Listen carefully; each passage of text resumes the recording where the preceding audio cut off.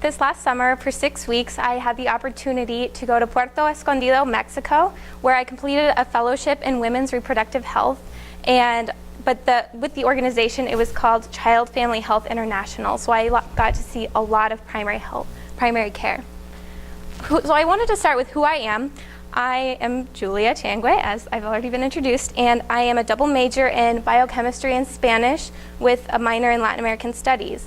And my sophomore year here at Cornell, I was fortunate enough to also study abroad in 6 months in Buenos Aires, Argentina. And it was such a great opportunity, and I really gained a fluency that I really needed to travel somewhere else and be totally immersed for a long time to get that fluency.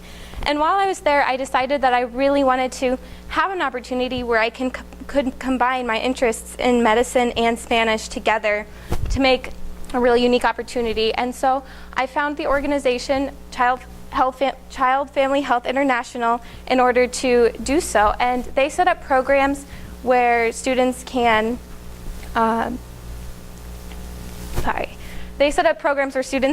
be in clinics and hospitals and on their sites with local physicians. And so that's why I wanted to do this project. And my big project with my fellowship was to do research conducted entirely in Spanish about the infrastructure of public health and Seguro Popular, which is the insurance for the poorest people in Mexico. And so I really wanted to see the cultural factors that affected access to reproductive medicine, and to see and examine the cultural challenges in the implementation of these public health endeavors.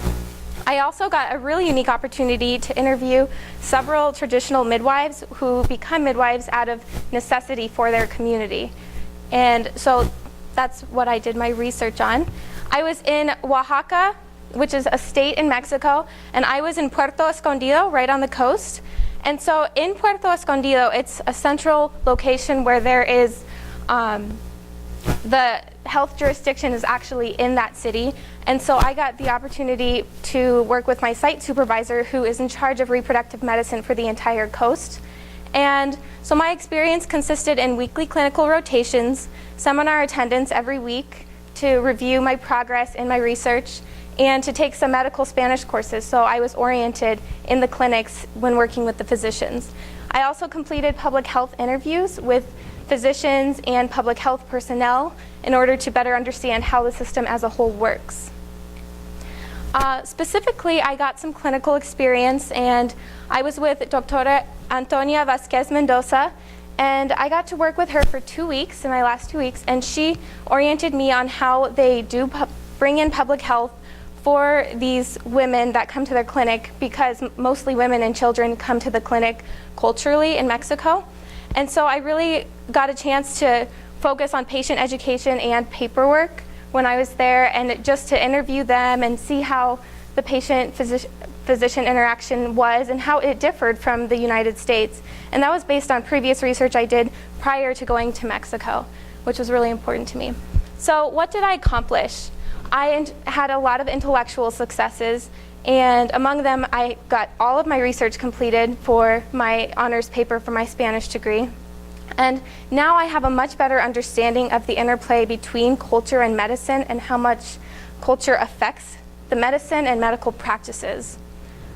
Personally, I got a lot more clinical exposure, and I now feel much more comfortable with medical Spanish, and I plan on using that.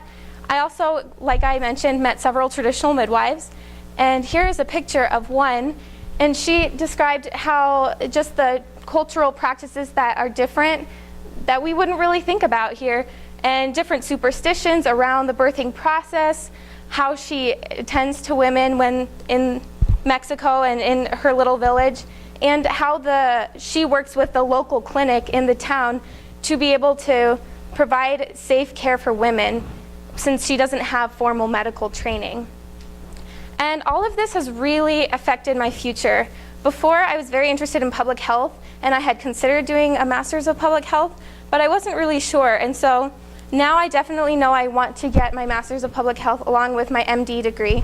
But in my immediate future, I'm hoping to do some medical interpretation and some patient advocacy as well. It's really important that I can be a resource for Hispanic women here in the United States so that they feel comfortable getting access to care here. And so finally, I just want to thank everyone who's helped me in this process and throughout my experience. I want to especially thank my donor, the Black International Fellows, which is the Black family, and I want to thank my faculty sponsor, Dr. Barbara Christie Pope, along with RJ Holmes and Rob Sutherland. So thank you all. I appreciate it.